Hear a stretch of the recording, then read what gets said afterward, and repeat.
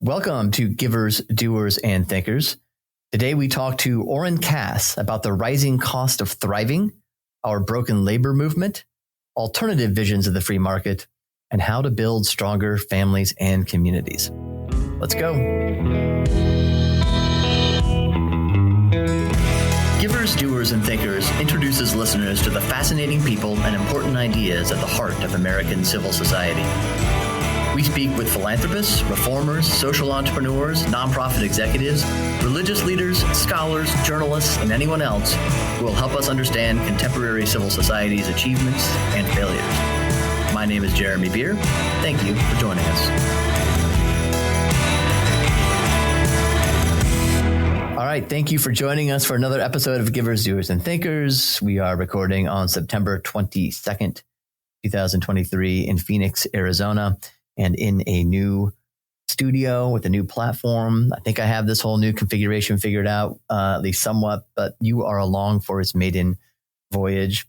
We'll see how it goes. Also along for the maiden voyage, I'm quite excited to say, is Oren Cass, Executive Director of American Compass, an increasingly influential nonprofit policy organization based in Washington, D.C. Oren is the author of The Once and Future Worker, A Vision for the Renewal of Work in America, which was published in 2018, and is a contributing opinion writer for the Financial Times. He writes regularly for the New York Times, the Wall Street Journal, and elsewhere. And just this week, he was profiled in New York Magazine as, quote, the nerd trying to turn the GOP populist. I'll have to ask him what he thinks of that title in particular. Oren has a JD from Harvard. He's a former management consultant for Bain and Company, and he was domestic policy director for the Romney campaign in 2012. All those facts taken together give you exactly the wrong notion about where he stands on or thinks about various issues, as is signaled by the title of that New York Magazine profile, and as will surely come out in our conversation. Oren Cass, welcome. Thank you. That made me sound really interesting. That's a lot more pressure than I like at the start of a podcast. You are interesting, as even your debate partners would admit. I believe you are interesting. So we're very, very happy to have you on today. I've been wanting to have you on this podcast for a while.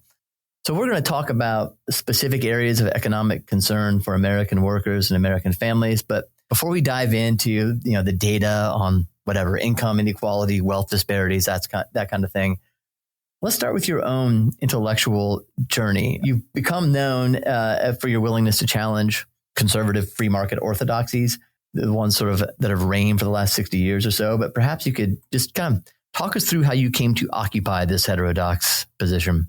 Sure. Well, as you mentioned, I sort of have a maybe too traditional background in some respects, but did the management consulting thing after college.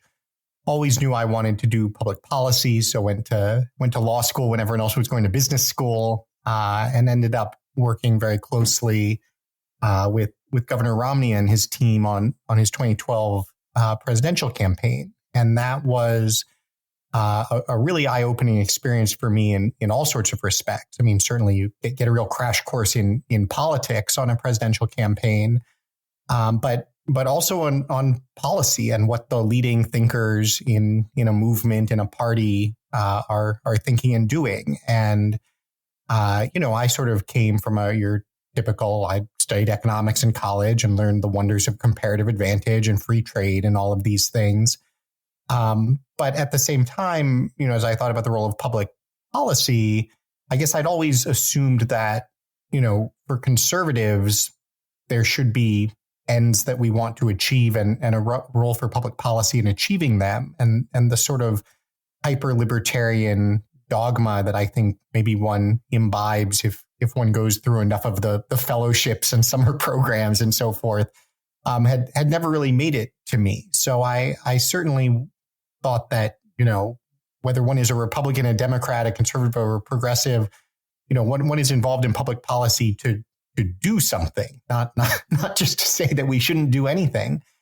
But on the Romney campaign in particular, we ran into an issue addressing China. Then Governor, now Senator Romney, had a very strong view that free trade dogma obviously did not apply to what's going on with China.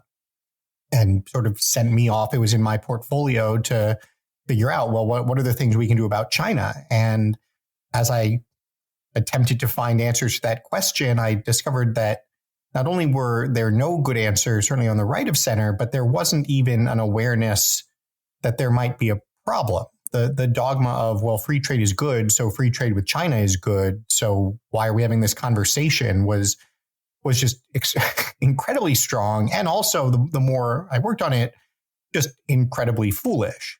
And so I think that both in the specifics led me to focus, as I continue to, on questions of trade and globalization and ways in which faith in markets is or is not warranted, but also definitely fostered my skepticism that all of the dogmas that seem to have emerged in the 70s or 80s were necessarily true today. And so, I don't think I'm reactionarily just opposed to anything that has come before. There's plenty that has been good in the Republican Party. There's plenty to learn from.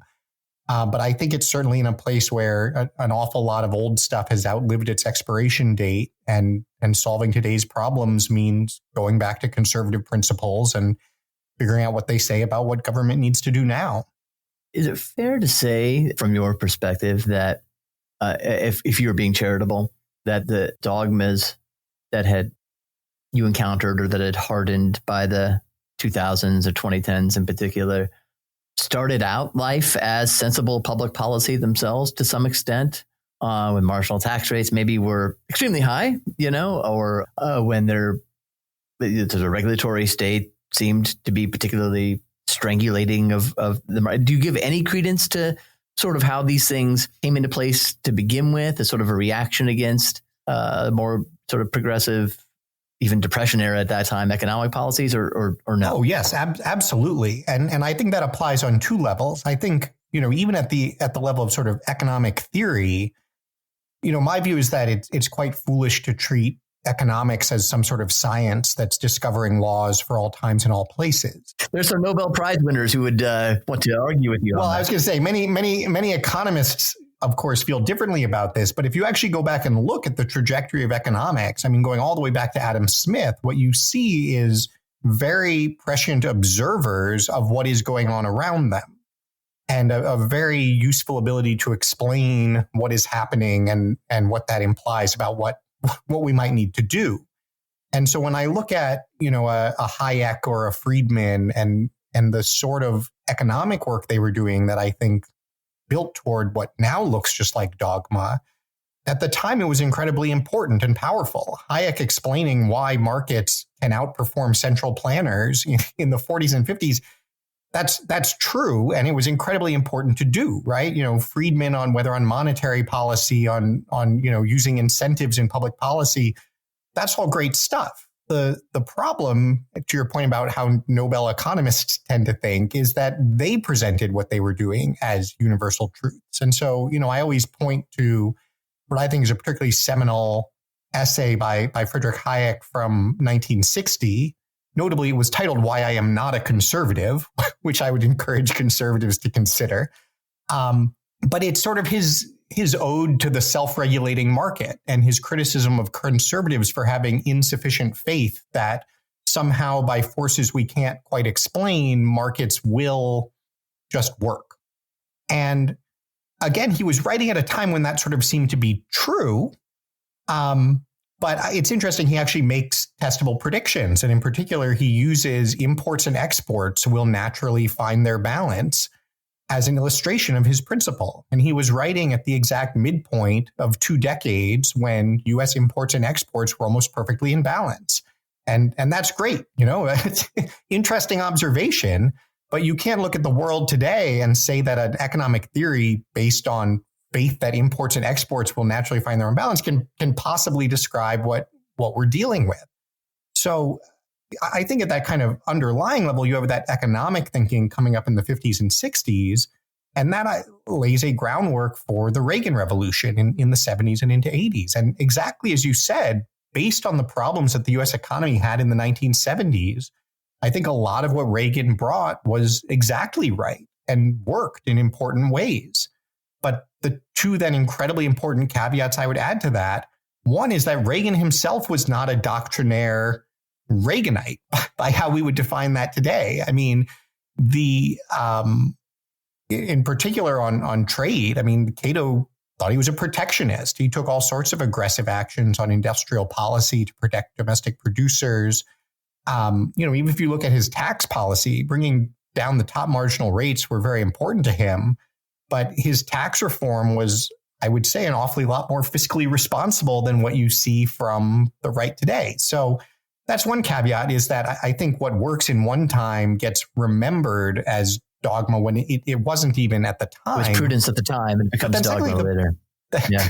That's right. It's where it's sort of, it's funny that, I get accused of being the nostalgic one by these people who are just like, it's just permanently 1981.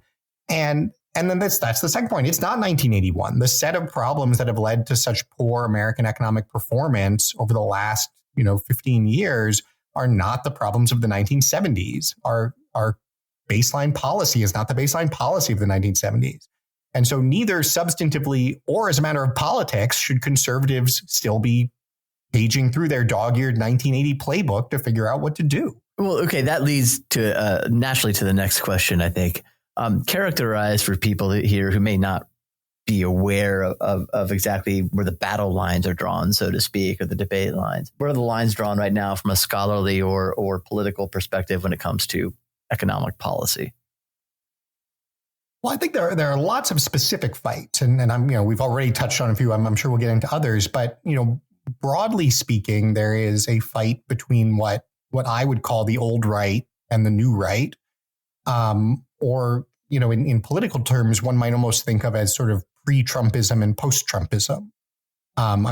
We could do a 5-hour podcast on Trump himself, but he is a one of one in all sorts of ways. And I think there's a clear sense of, okay, what was the pre-Trump GOP agenda? And we could all recite that: tax cuts, deregulation, free trade, anti-union, rising tide lifts all ships. Here's our latest tax cut. Globalization friendly, frankly, quite friendly toward immigration, drifting toward almost open borders.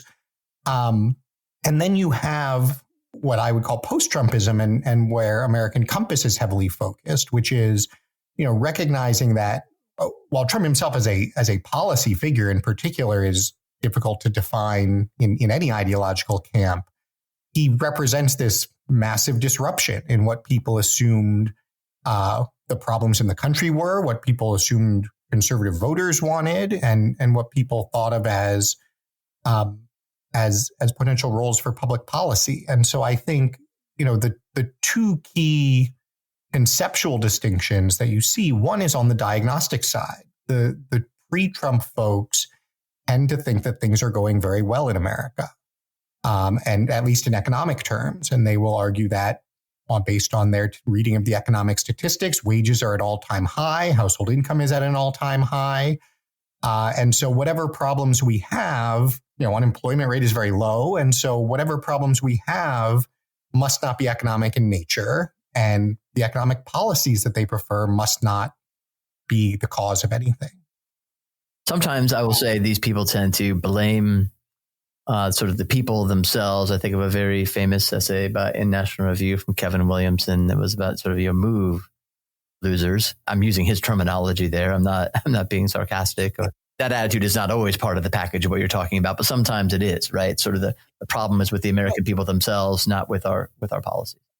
Well, that's exactly right. And it then also, it spills over, I think, into a political assessment that further says, if you see these voters turning to populism, turning to someone like Donald Trump as an alternative, it can't be because they actually have economic problems in their lives that they feel aren't being addressed. There must be something wrong with the voters. They must be xenophobic. They must be themselves sort of nostalgic, or it's very eerie actually how close the old right rhetoric at this point is getting to the bitter clingers rhetoric of Obama. In fact, the distance between the old right and Obama can be difficult on all sorts of margins to find.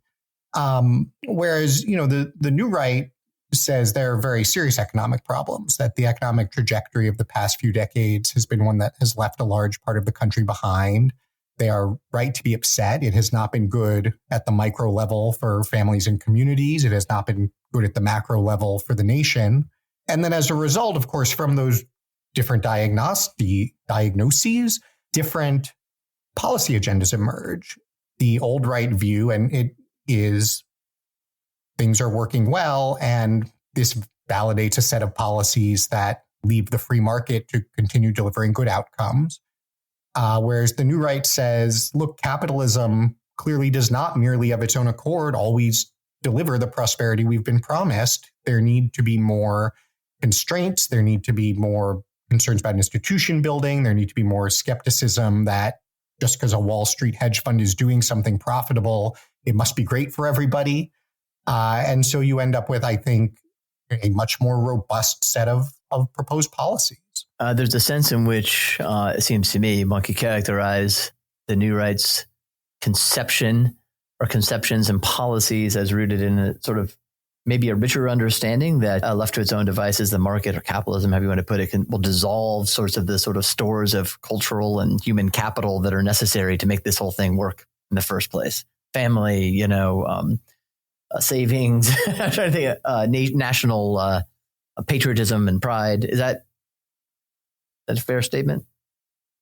Yeah, I think that's very well put. And I think there's both a question of just what does capitalism do in terms of economic outcomes, and even what sort of economic outcomes do we want? I think the sort of formal economist view that tends to be adopted by the old right is that the purpose of economics is to maximize consumer welfare. We want to be consuming as much stuff at the lowest possible prices, ideally while doing as little work as possible. And so, it's an interesting conception of human nature embedded in that premise. Well, right. But the point is that must be a straw man. It's like, no, this is literally the premise of economics as practiced today, is to assume that is how to measure utility and that what everyone is trying to achieve. And so in that framework, you say, well, gosh, if we can get China to make more stuff for us more cheaply and send it to us even better on credit, right? We don't even have to make anything to send back. They'll send it to us and we'll send them some IOUs. Then this is sort of welfare optimizing. Whereas to your point, I think the new right view is, well, wait a minute, what does it actually mean for, what do we want markets to be doing? Yes, we like consumption, right? I at least am not a log cabin guy, but it's not all we want markets to do. We also need markets to, be creating good jobs that allow people to support families. We need them to be driving innovation. We need them to be spreading investment across the country. And what's important to emphasize is most people agree that those are things we want. The question is, who's going to deliver them? Because if the market isn't, you're going to have to ask government to. And I think that's where progressives are happy to say, yeah, capitalism doesn't work, markets don't do things. That's why government's going to do it. You have libertarians who sort of just say, well, whatever the market does is the best that could ever be hoped for, so let's go home. And that's why I think it really falls to conservatives to say, no, wait a minute, our economic conception of capitalism has to be richer and recognize that it's a system that depends upon alignments of incentives and conditions and rules and constraints. And we need to ask, how's all that going? And if it's not going well, public policy as a role. And then just to the point I think you especially emphasized in your question, there's then the even broader point about, well, what is the common good? I think a lot of folks in the more libertarian old right like the idea of being able to just disavow it, right? One of the nice things about just saying consumer welfare, whatever the market delivers is efficient, is you sort of abdicate responsibility for defining any vision of the common good. For conservatives, that's absurd. We have to have a definition of the common good. We have to recognize that, strong economic performance is vital to it, but it is not the only component. And ultimately, and you start to hear more conservative politicians saying this. Senator Rubio says it. Governor DeSantis has started saying it. We are a nation with a market, not a market with a nation. And that flipping, I think, is incredibly important to the mindset and that sort of old versus new distinction. And we're going to get into specific American Compass sort of policy proposals here after the break. Before we get there, though, I would think if I were in your position, you tell me if I'm wrong, where my underbelly is, where my softest spot is, seem to be intransigent or even inevitable dynamics of bureaucracies and government agencies, in that even when we are operating according to a definition of the common good and not abdicating our role in trying to help that come about through public policy, regulatory capture is going to happen. We're picking winners and losers, and therefore the corruption inevitably sort of enters the system. First of all, do you even agree that that is kind of a soft underbelly for anybody who wants to sort of join up sort of in the sort of the new right point of view? Or is that overstated? I've always just found that to be the best counter argument from sort of the more purely Hayekian and libertarian side of things. Yeah, I think it's an important point. I wouldn't call it a counter argument, though. And the reason I make that distinction is because I would be the first to say that everything you just said is true, and that in making policy, it's vitally important to take all that into account, that there are a lot of things that government, in our hypothetical whiteboard model might do, but that isn't going to turn out well because of what you just said. And that, what's the saying? This is why we can't have nice things, right? That's absolutely the case. I think the problem with the sort of dogmatic libertarian old right use of that argument is that it never asks compared to what. It always sort of assumes that, well, if you don't have government, if you just have the market, then everything's going to be working great. And therefore, any intervention by the government, because of those problems, will surely make things worse. And the reality is that's just not true. And you you can look around the world at places where the market's just doing its thing and also notice all sorts of ways that doesn't necessarily work out well. And even more tellingly, it's not the case that let's have the government do nothing is itself a sort of neutral position where these problems don't arise, right? Like I always like to tell people, like, you think tariffs are a problem, like go read a free trade agreement, right? Or, my favorite example of this is, picking winners and losers, corruption, public choice. We can't have any of this. Okay, you've got some power. What do you think? Well, let's go do a massive tax reform. Right? The first thing the exact set of people that raise this set of concerns always wants to do is open up the US tax code. It's like, if you want to talk about an area where that is, massively susceptible to industry capture, horse trading, winner and loser picking, outright corruption, all of these things, it's the tax code. And because the substantive preference of the old right is to muck with the tax code, they never raise that set of issues as a reason not to try to do another big tax reform. And so in that respect, it's just sort of, it is an incredibly important set of considerations for whatever your vision of public policy. But I think it's an incredibly sort of pretextual and irrelevant set of considerations as an argument for why one approach, one worldview is good and the other isn't. Very well put. All right, well, let's take a quick break, and we will come back with Oren Cass, Executive Director of American Compass, and get into specific policy proposals related to American Compass's mission of strengthening family, community, and industry. We'll be right back.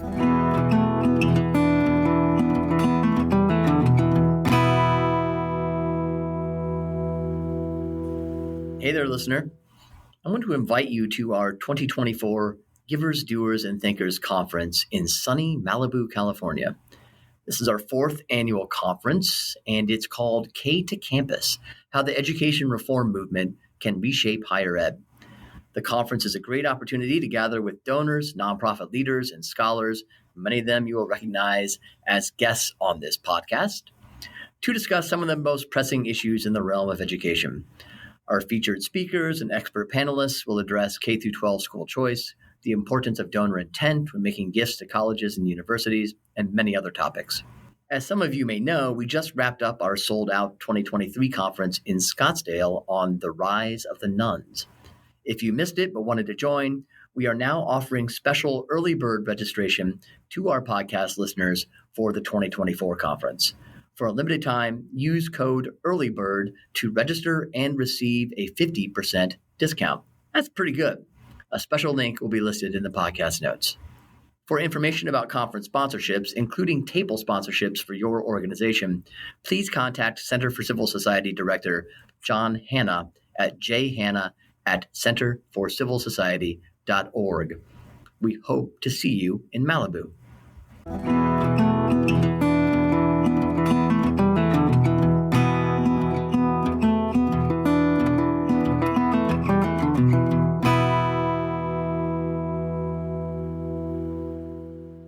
All right, we are back with Oren Cass.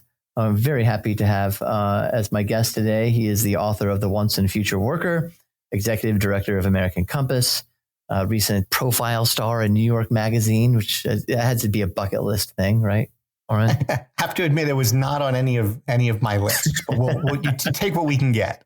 It's actually very good. It's actually very very fair, as we were talking before we started to record. So I would encourage people to just Google it. The title is "The Nerd Trying to Turn the GOP Populist." We don't appreciate that characterization, but it's a very good piece, and it really does help you get a grip on or handle on the sort of dynamics and debates and things that we were just talking about in the first segment of this podcast. But let's get into some specifics. So, as I said before the break, your mission at American Compass is to restore an economic consensus that emphasizes the importance of family, community, and industry to the nation's liberty and prosperity. Great, very good mission statement. It's very clear. But let's get into some specific applications. I'm going to just ask you about. Let's go. It's a lengthy lightning round. Let's go. Lengthy lightning round. Exactly right. Cost of thriving index. You guys produce something called a cost of thriving index. What is that? And what does it tell us about the state of the middle class? The Cost of Thriving Index is actually a project I started back at the Manhattan Institute a few years ago because I was fascinated by this exact question: how are families actually doing? Because you had all of this economic data from the economists saying things are better than ever, and you had both, largely speaking, the opinions of families, not to mention the political environment in the country, that suggested things were not going well at all. And so that I thought was a very important puzzle, and particularly, the right of center attitude of sort of, well, who are you going to believe, me or your lying eyes, seemed not especially constructive.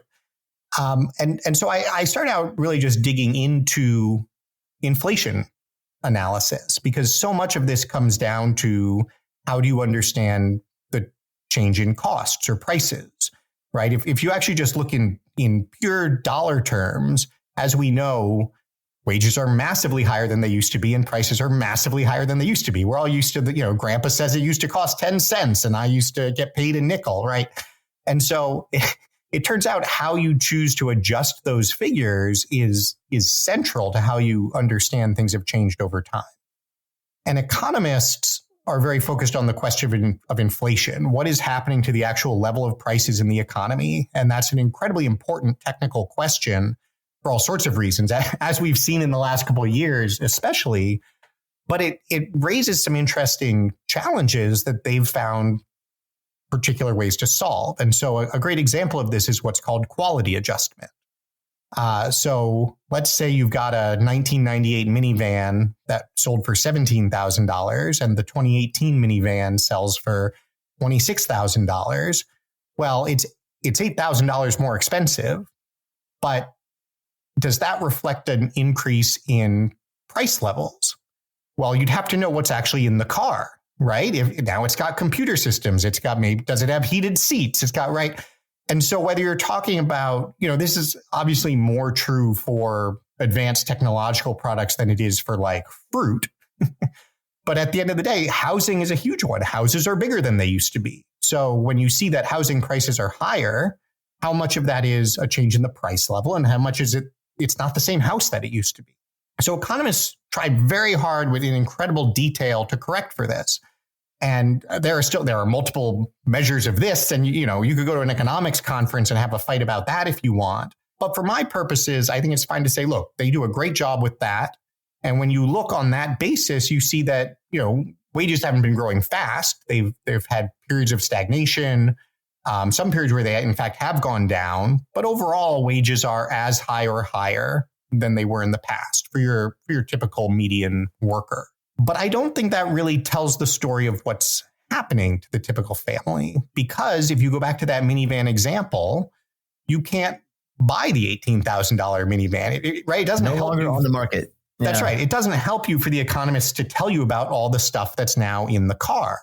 And so in this very funny way, you can both be better off than you've ever been. In many ways, the inflation measures understate how much better modern technology is. I mean, how do you really put a value on the vastly superior safety of the new minivan, for instance? And so in many ways, we understate how much better life has become. And yet in other ways, the question economists are actually trying to answer with their inflation work doesn't answer the question of, well, what does it cost to attain middle-class security in America?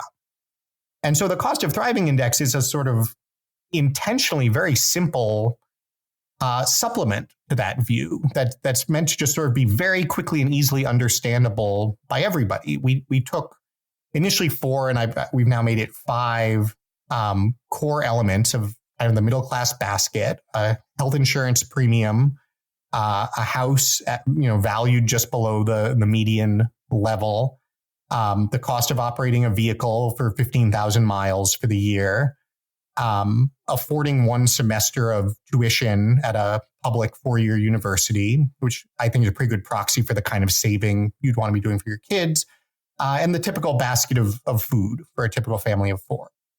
And we said, let's just forget inflation. Let's just go back to those actual dollar numbers and see what were those dollar numbers in 1985.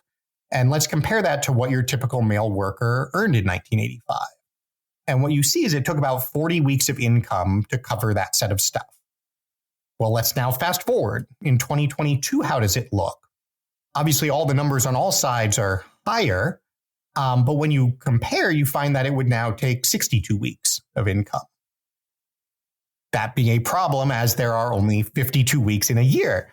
And so to sort of, there are many things that are, unfair or not true about looking at this way. For instance, obviously you don't necessarily pay your whole insurance premium. If you have your employer might pay most of it, or now you have Obamacare.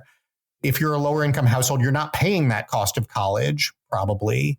Houses have gotten so much better. And by the way, the real way we solve the 62-week problem is you're more likely to be depending on 2 incomes in a lot of cases. And so the point isn't like, well, the math doesn't work, that's why everyone is starving on the street. The point is that today you need all of those other things to make it work. You're in a much more tenuous position. You're under a lot more strain. You have a lot fewer options.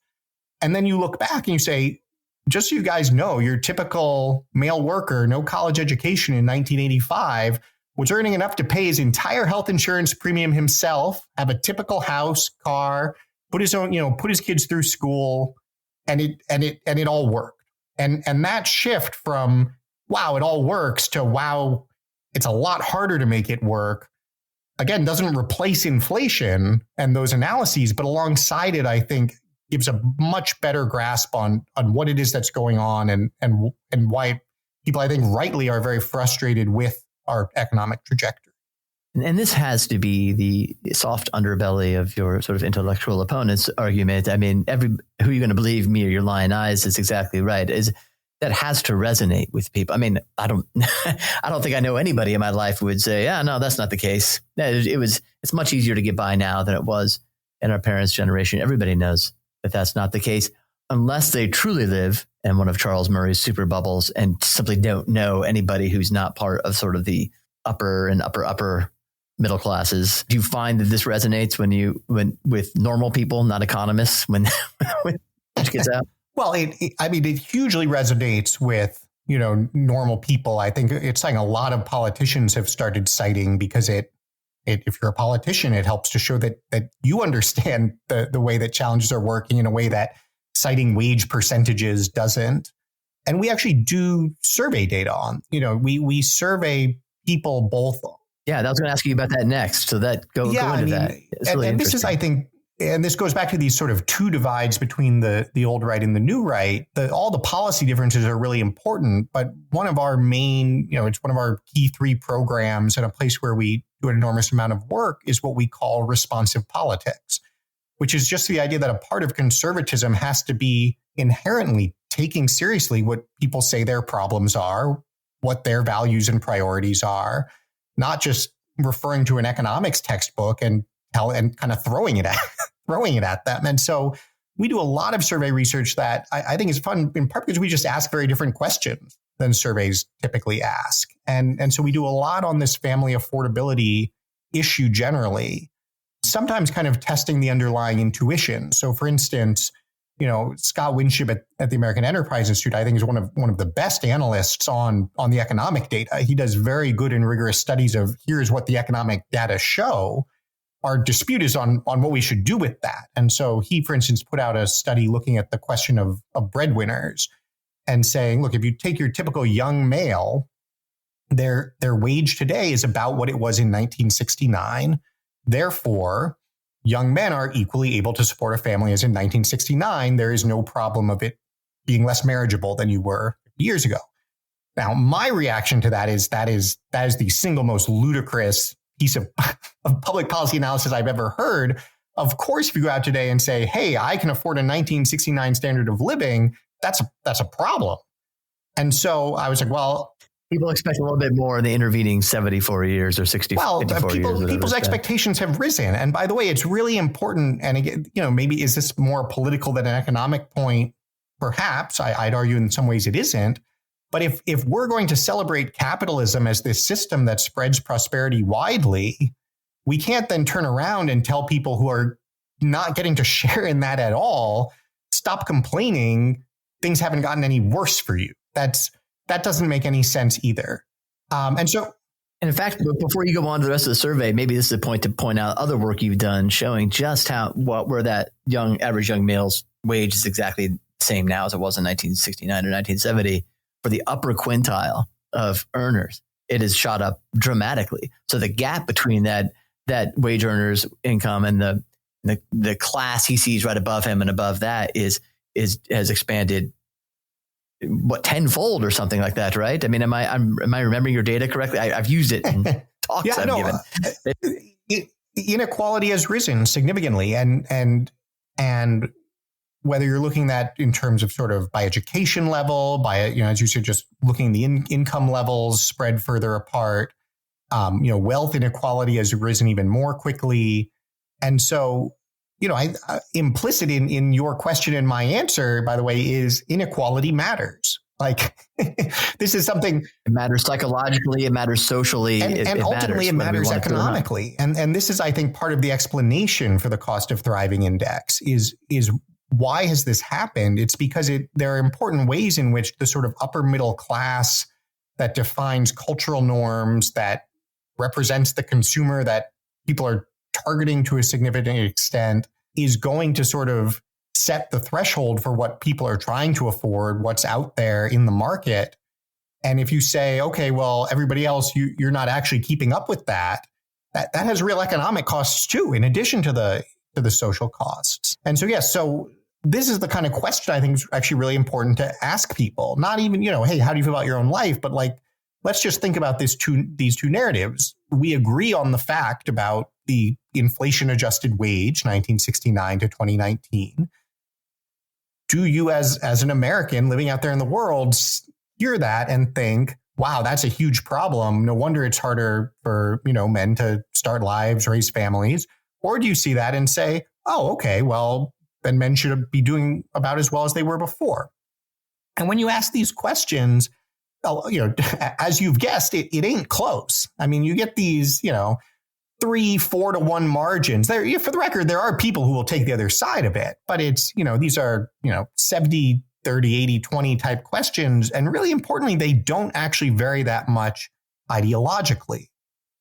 So it's not that, Democrats are 95-5, whereas Republicans are 50-50 or whatever. It's almost indistinguishable. And so, whether you're asking in those terms, whether you're just asking families, hey, how do you define middle class security? That's one way of understanding the basket of things that should be in middle class security.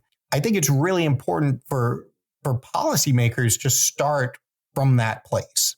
And if that's where you're starting from, I guess just one other example that I think really plays into this and plays into the cost of thriving index as well is the question of having two income earners. Another really good example of this is when you look at the issue of two-earner households. And I think a lot of folks on the old right see families that are now relying on two incomes, and they say, well, that's a choice. Again, there are families with one income and they make it work. And if you want to have two incomes instead, then that's what you do. And of course, that then drives up prices and costs. And this is just markets working well and people optimizing for their preferences. And yet, first of all, a little bit to your point, like go talk to someone outside of SuperZip and see if that's how they would describe the choice they face. But again, then just go ask people. So, we both survey on just people's preferences for their own families. And, by massive majorities, people want to have a parent at home with young kids. The one group that doesn't feel that way is the upper class, highly educated, six-figure income folks who populate the policymaking world. But it's a massive precedence, and married mothers are the group who feel that way most strongly. Same thing if you just ask people broadly, hey, here are two sort of ways of telling this story. One is families make their own choices, and increasingly they want to have two parents working and have that income, or families are finding it harder to make ends meet and are feeling like they have to send a second parent in. It's again one of these not even close in and no matter how you cut it, people are feeling like this is a real problem. And so, for me anyway, it has to be core to a healthy conservatism to start from that and say flourishing means not that families are optimizing under the constraints that our economy has imposed on them. Flourishing means having a genuine choice, making sure that one income is enough to support a family so that, yes, if you want to have that second income as well, you can, but it doesn't become a prerequisite for being in the middle class. Give me one or two policy proposals that you all have worked out to address that issue, also just the general sort of cost of thriving issue. Well, with cost of thriving generally, you can come at it from both the cost side and the income side. And I think I mentioned earlier, we try not to be sort of doctrinarily just anti whatever has come before. There's a place where I'd say, the old right and the new right see eye to eye, and Republicans, conservatives, libertarians all have the right idea, which is there's a lot of really bad public policy that's driving up the cost of, especially higher education. And so, one focus is, well, how do you bring down the cost of higher education? For me, at least as important is how do you just make it less necessary? I mean, most people don't succeed with higher education anyway. How do you make that so that you only feel like you have to pursue it if it's going to have a good return? Certainly building more housing. There are lots of things that are important on the cost side. At the same time, I think it is naive and inadequate to ignore the income problem and not think about what has happened in our economy so that we are not creating the kinds of jobs that are allowing people that are allowing people across the income spectrum, across regions, aptitudes, whatever, to keep up in a sense. Just to throw out one more data point, then I'll talk about a couple of policy things. Because I think this is another good example of how we try to approach it. The Bureau of Labor Statistics collects so much data on everything you would want to know about the employment market, about 123,000 jobs created last month or whatever, right? Well, we don't know very much about those jobs, though, which is we could if we just have chosen not to ask. And it goes a little bit back to, the same kind of mentality of we just want aggregate GDP to rise. We're not going to really look into where that GDP is coming from. We just want the unemployment rate to be low. So, we've started doing surveys where look, BLS asks 50,000 people a month. We can ask 1,000, but we survey 1,000 workers and just ask them about the characteristics of their jobs and set a threshold for what we call a secure job, which is not nothing lavish. We say, pays $40,000 a year, comes with healthcare benefits and paid time off, and you feel like you have forward-looking predictability on your schedule and your earnings. Seems reasonable. Only about 40% of the jobs in the economy right now, what workers actually have, meet that. Among people without a college degree, only 30% meet that. And so, I think there's a lot that we said about, we want people out there to, take personal responsibility, have, persevere and this and that. And again, that's all true. And in any individual case, you might want to say like, well, I bet that person could find a better job or do this or that. But when you zoom out to the level of the 100+ million jobs in the economy and recognize that our pattern of growth, what is profitable for businesses to do, is not compatible with actually providing secure employment for people. That is, in my mind, just the core of the problem. And so, when we think about what to do about that, we have piles and piles and piles of policies, but we generally put them in two categories. We put them in what we call productive markets, which is the sort of big picture capitalism question. How do we create incentives within capitalism so that the things that are going to be profitable are also things that create good jobs?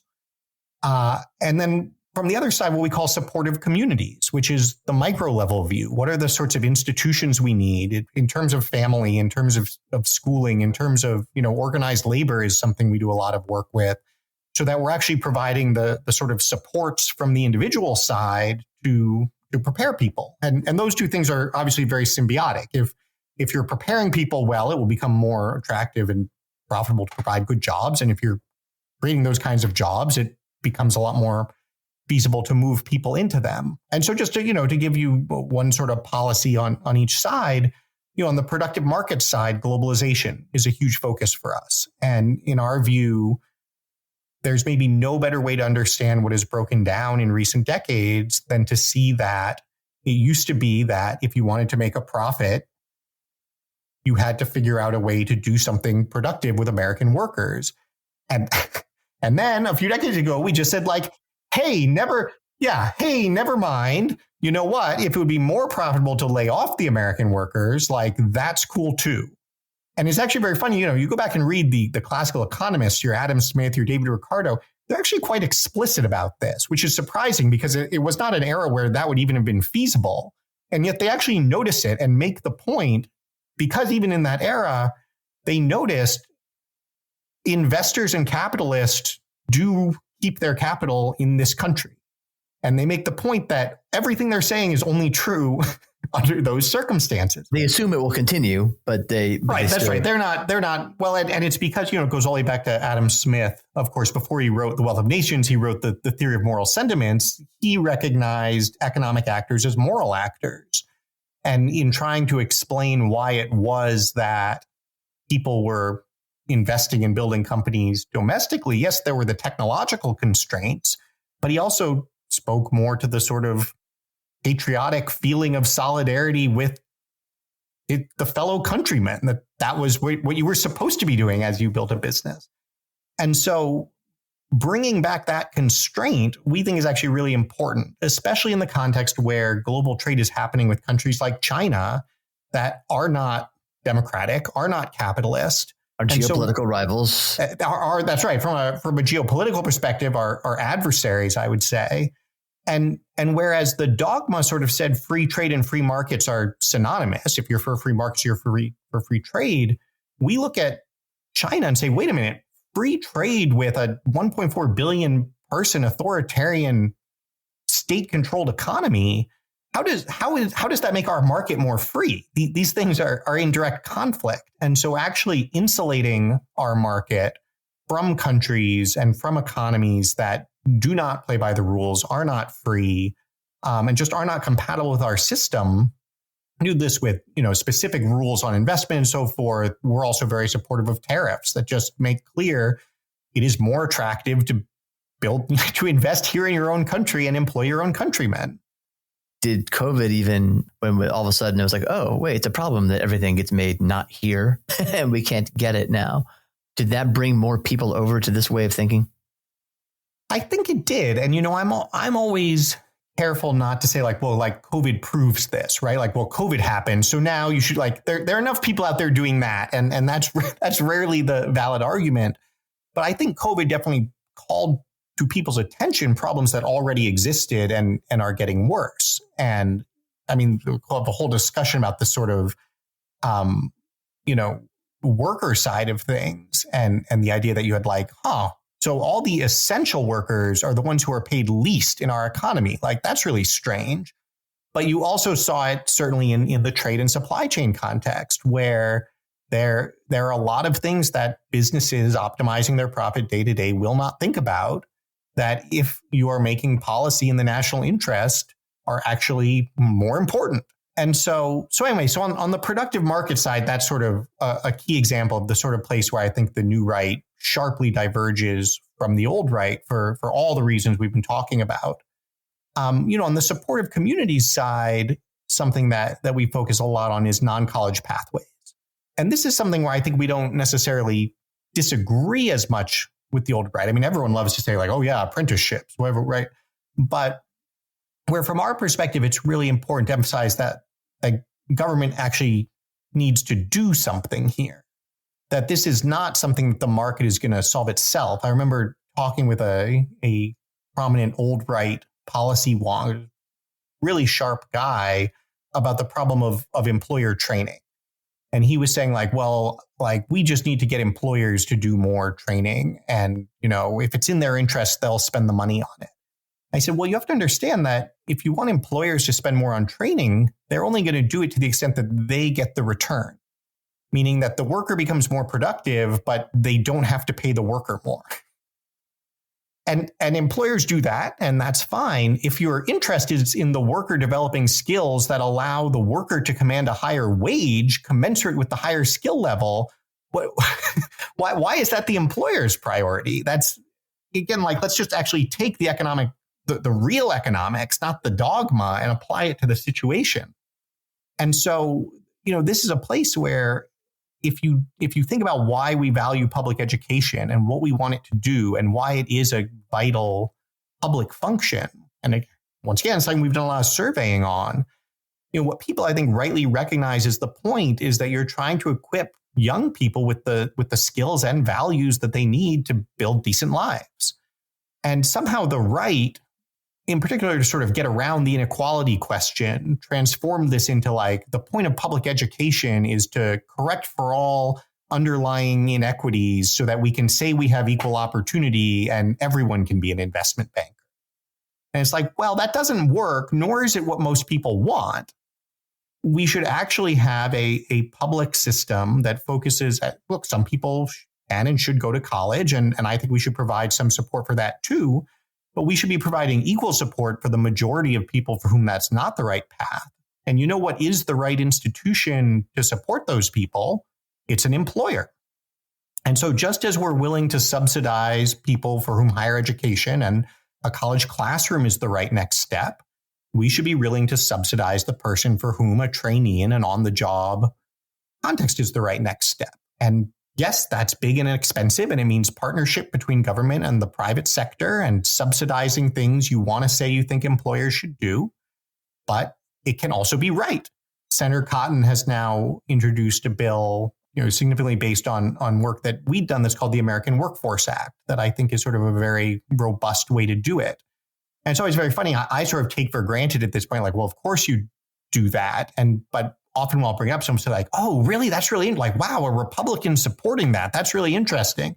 Like, well, it's actually a lot more interesting that you'd be in a world where Republicans would not support that. But that is the world we've been in for a very long time. And the world is rapidly changing. This is my last question, which I did not warn you I would ask, but my producer, Katie Janis, wants me to ask you about AI. And is this going to exacerbate a lot of the problems we're talking about here in terms of inequality? I mean, we want a more producerist sort of economy rather than consumerist. Have you guys have thoughts on that yet that are developed in any way? Yeah, we've spent a little bit of time on it. I'm generally something of an AI skeptic. Like, I'm at least one of these people who like, yeah, ChatGPT, okay, I guess. But for me, it fits. Probably my reaction is that because it fits, I think, very clearly in the broader narrative about, robotics and automation and all of this. And we've been hearing for a long time that, it's all this automation that's causing a lot of these problems. And it's really important to say that's just empirically not true. Right? We measure productivity very carefully in this economy by sector. We know how much labor it's taking to produce a given level of output. And if you're rapidly automating things, in theory, you should be seeing rapid productivity gains where you're able to do lots more output with the same workers, or you're able to do the same output with many fewer workers. And the story is supposed to be, well, we've automated so much manufacturing that that's where all those jobs went. And yet you look back and you look at productivity growth in manufacturing, and what you find is it used to be much higher. We used to be, quote, automating away the manufacturing jobs in, the 40s through the 70s, all the way up through 2000, much, much faster. And yet manufacturing employment didn't fall. And that's because the formula was, well, now we can produce more stuff with the workers we have. That means we can produce more stuff and sell more stuff and pay our workers more. That's great. That's how capitalism is supposed to work. That's usually the choice that is made rather than it's like, oh, let's just stop here and lay off some people. It used to be the choice that was made. And it is only since 2000, since China's ascension to the WTO, that we have switched to a model that says, oh, are there ways to produce more with the workers that we have? Well, what if we just produce the same with fewer workers? And then even better, what if we go produce China instead and lay all the workers off?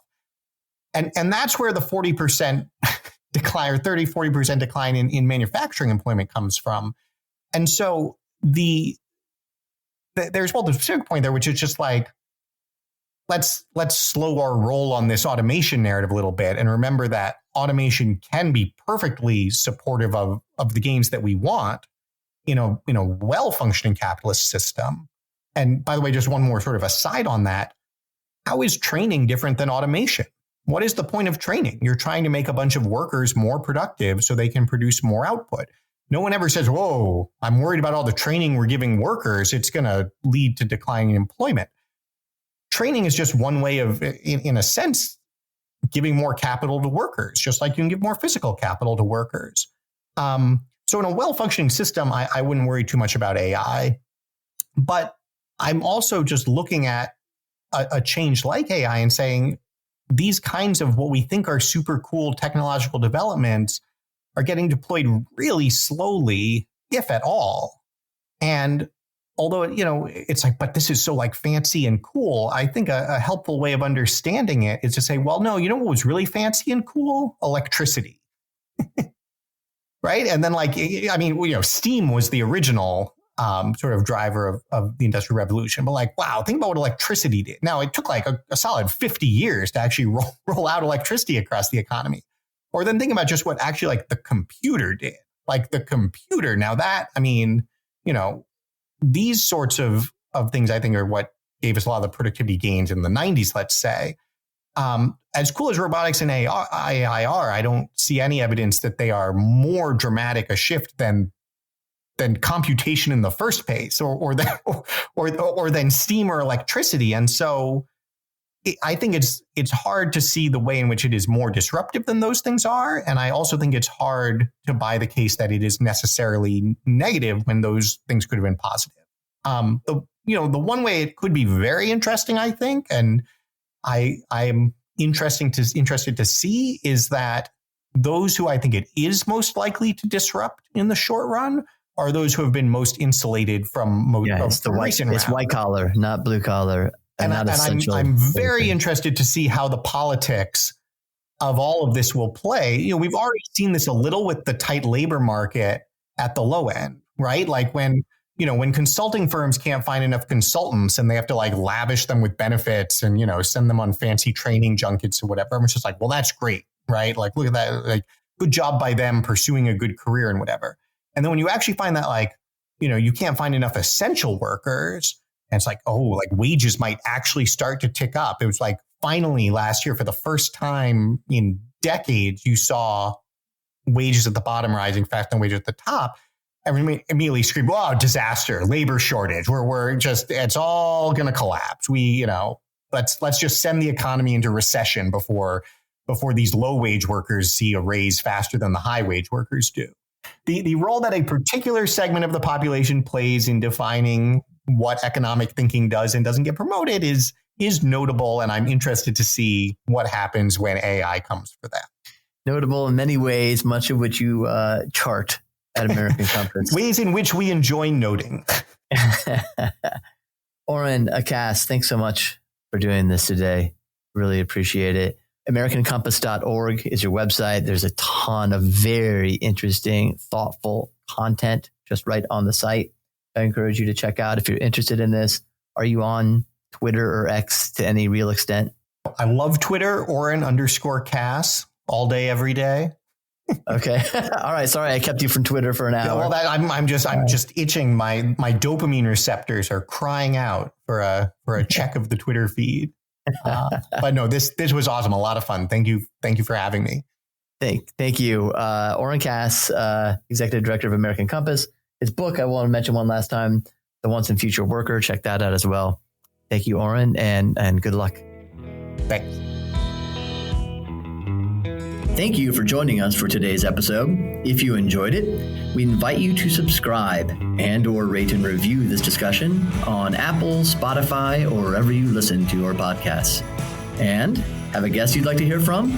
Send your request to our producer, Katie Janis, at kjanis@amphil.com. That's KJANUS@amphil.com.